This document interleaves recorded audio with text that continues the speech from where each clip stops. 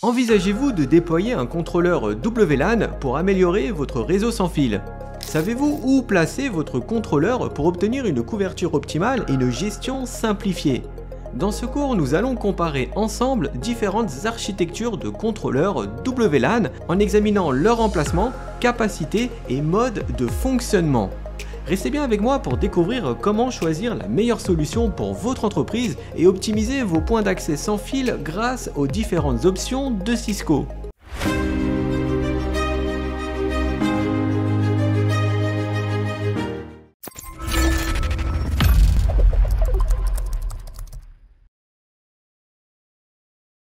Dans ce cours, nous allons comparer plusieurs architectures différentes de contrôleurs WLAN, c'est-à-dire le boîtier WLC.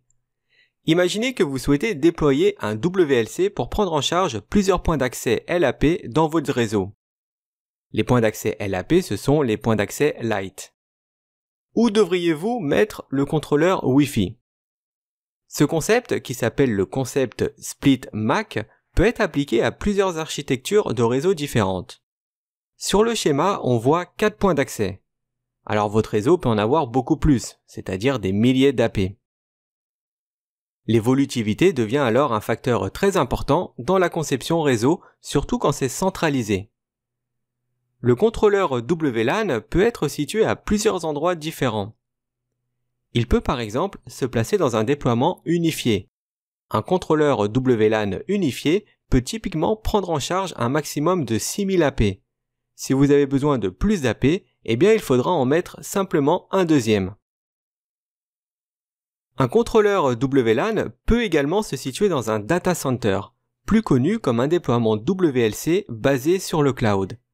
Dans ce cas, l'équipement existe en tant que machine virtuelle. Si l'architecture réseau contient déjà une plateforme de cloud computing, alors son déploiement en sera simplifié. Un contrôleur WLAN peut généralement prendre en charge jusqu'à 3000 points d'accès. Et comme pour un déploiement unifié, si le réseau évolue au-delà, eh bien il suffit juste de rajouter de nouvelles machines virtuelles.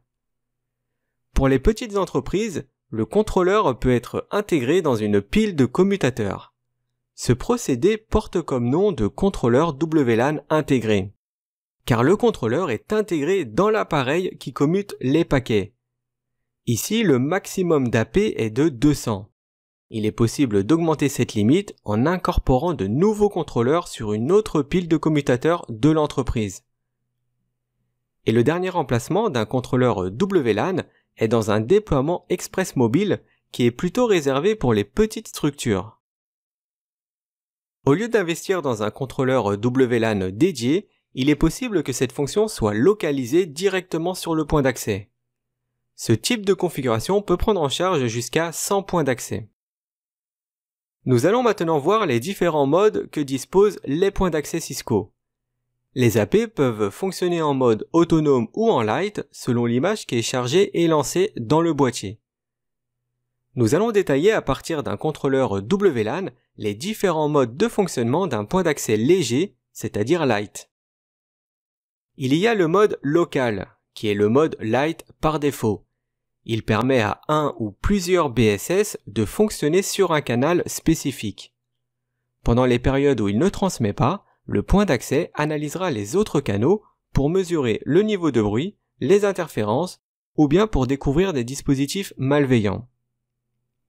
On a le mode monitor. Ici, l'AP ne transmet rien du tout. Il y a juste son récepteur qui est activé et qui fonctionne comme un capteur afin de détecter les AP non autorisés. Il peut même aussi les localiser. Le mode Flex Connect permet à un point d'accès de commuter localement le trafic entre un SSID et un VLAN si son tunnel cap WAP vers le contrôleur WLAN est en panne. On a le mode Sniffer. Ici, le point d'accès réceptionnera du trafic 802.11 provenant d'autres sources, un peu comme le ferait un switch avec une configuration de port miroir. Le trafic capturé en mode sniffer sera ensuite transmis sur un PC sur lequel est installé un outil pour analyser les paquets comme Wireshark. Il y a le mode Rogue Detector qui consacre un point d'accès à la détection de doublons des adresses MAC. c'est-à-dire qu'il va relever les adresses MAC qui apparaissent sur deux réseaux. Le mode bridge transforme le point d'accès en pont dédié entre deux réseaux, très utilisé pour relier deux emplacements séparés par une certaine distance. Plusieurs points d'accès en mode bridge peuvent former une topologie maillée. Ensuite, on a le mode Flex plus Bridge, qui est un mix entre les deux modes qu'on a vu juste avant. C'est le mode Flex Connect qui fonctionne sur un point d'accès maillé. Et le dernier mode est le mode SE Connect. Ici, le point d'accès utilise ses radiofréquences sur tous les canaux sans fil pour rechercher des interférences.